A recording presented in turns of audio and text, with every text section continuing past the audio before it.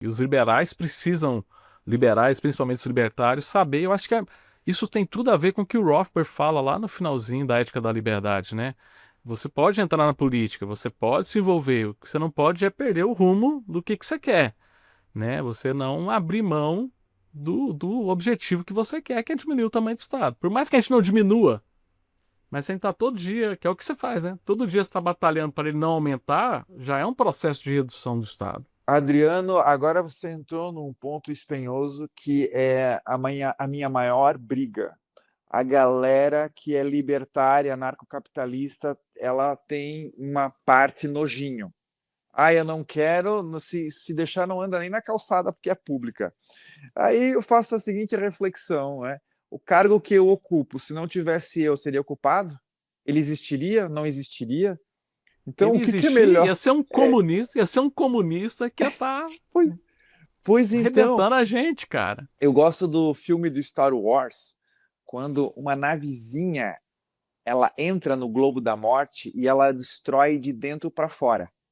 Porque é muito difícil você interromper o escudo, aquele campo de energia de fora. É muito mais fácil fazer isso por dentro. Então, o que precisa é parar com esse mimimi, esse nojinho, colocar a luva e ir lá e consertar o esgoto. Não porque está certo, é justamente porque está errado.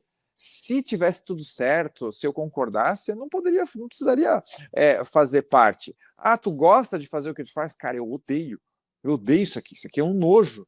Só que se eu não fizer, quem é que vai fazer? Quem é que estaria no meu lugar? O que eu sou mais produtivo, dentro ou fora? Essa é a reflexão que eu gostaria que todos os meus amigos anarcocapitalistas, libertário, ou que de alguma forma desejam a redução e não o aumento da estrutura estatal viessem para o jogo. E isso será sim um campo de virada quando finalmente isso acontecer, e eu espero que aconteça. É, e foi uma coisa sensacional. Por exemplo, só do Cogos lá entender isso, e que era um cara muito da galera do limpinho, dele falar: não, eu tenho que mudar esse trem aqui é do lado de dentro. Não tem jeito de você ficar aqui. Senão a gente vira os ambientalistas que quer mudar o mundo abraçando árvore. Seria a mesma coisa. Você quer salvar a Amazônia abraçando árvore? Você quer diminuir o tamanho do Estado fazendo post na internet falando que imposto é roubo? Né? Imposto é roubo, sim, eu concordo. Você concorda que imposto é roubo, mas o que a gente vai fazer para tentar diminuir essa pancada que é o imposto? É, o interessante é que, como nós sabemos como a maioria pensa, dá para jogar com essa informação com um pouquinho de inteligência. Eu me lembro que na comissão, é uma história interessante, tem uma PEC para alterar o artigo 170. O artigo 170 é o único mísero artigo que diz que o Brasil vai operar no sistema de livre mercado, de capitalista. E tem uma PEC para colocar no artigo 170 que o Brasil vai passar a operar no sistema de capitalismo social. Aí eu pensei, meu Deus, ferrou. Isso aqui tá no caminho do socialismo, é alterar o único mísero artigo que fala sobre livre iniciativa, sobre capitalismo laissez-faire. Tá bom. E aquilo me deixou apavorado. Os outros colegas em outras comissões, eu era o único representante, fui na reunião de líderes e eu me lembro que tinha 3 deputadas conhecidas da esquerda na ponta da mesa, e eu já tinha lido a pauta, estava com o coração na boca, preocupado com aquele artigo, aquele projeto em específico, aí eu escutei uma dizendo para outra assim, o que é esse projeto aqui, ó?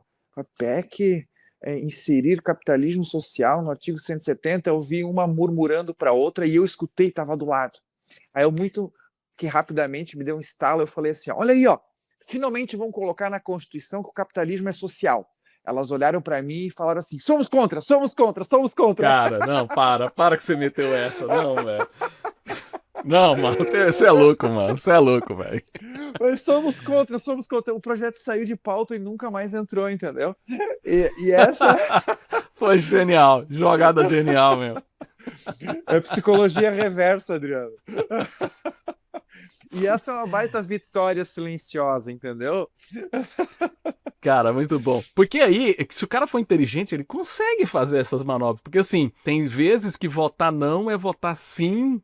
Porque as votações que são feitas, às vezes o não é pra entrar e sair de pauta. Então, assim, às vezes você dá um migué no cara assim, vota não aí, porque a gente é contra isso, o cara vota não, mas na verdade é não ao apensado que vai mudar tudo. Então, assim, é muito louco. Acho que todo mundo, Gilson, todo mundo que quer se envolver com o movimento liberal, libertário, e quer ajudar a mudar o Brasil, tinha que fazer um estágio de uma semaninha no Congresso Nacional, não é mesmo? O que você acha?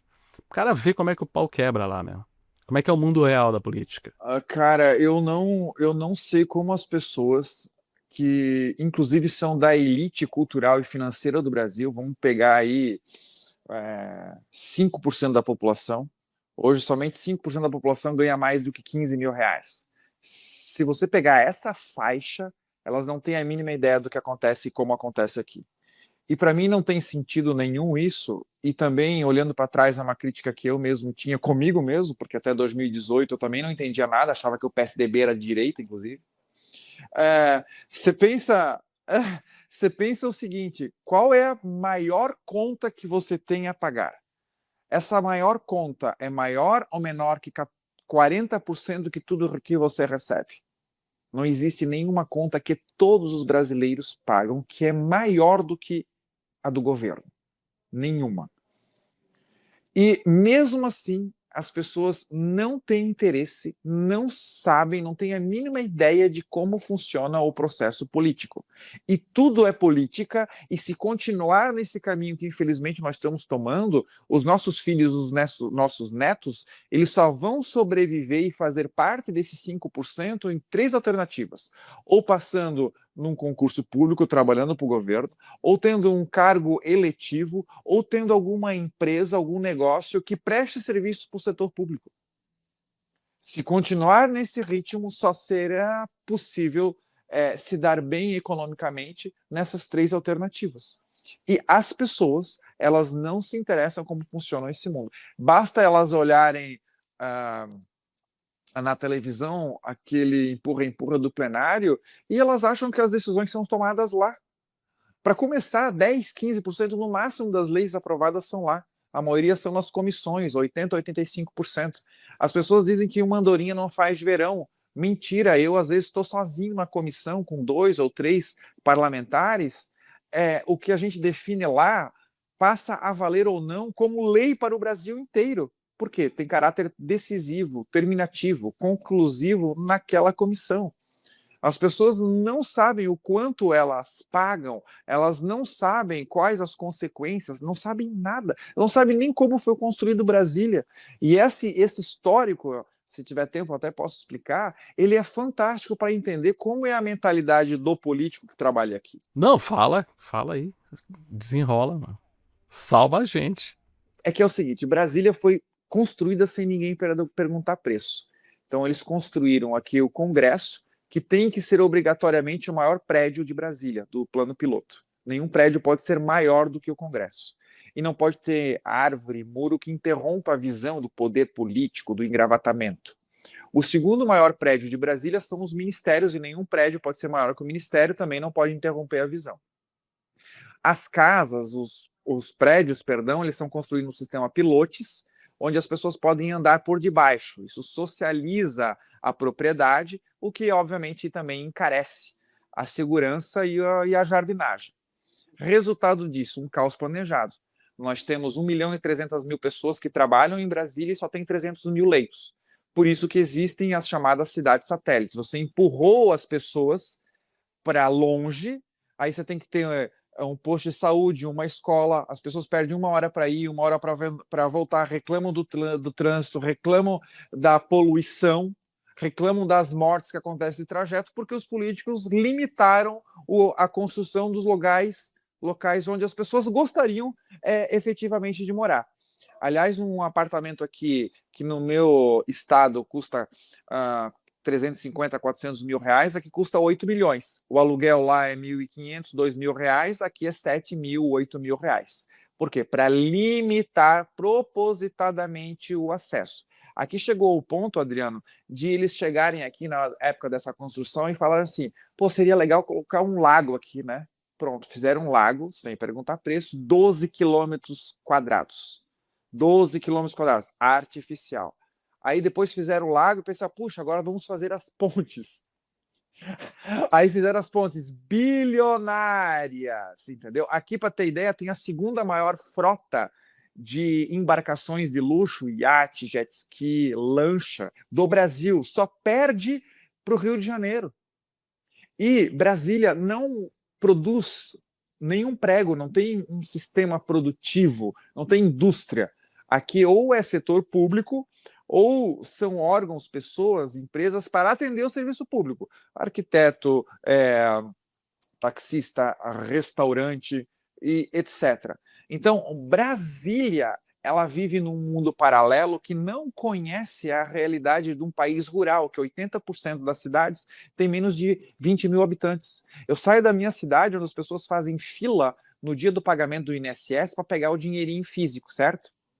Agora, quando eu chego no aeroporto aqui em Brasília, tu tira uma nota de 50 reais. Meu Deus do céu, dinheiro! 50 reais? Meu, de onde tu apareceu? Parece que tu estás com uma R15 na mão, cometendo algo ilícito. Por quê? Porque as pessoas aqui recebem diretamente o Pix na conta, não entendem a realidade do brasileiro comum lá da cidade pequena, que é a grande maioria.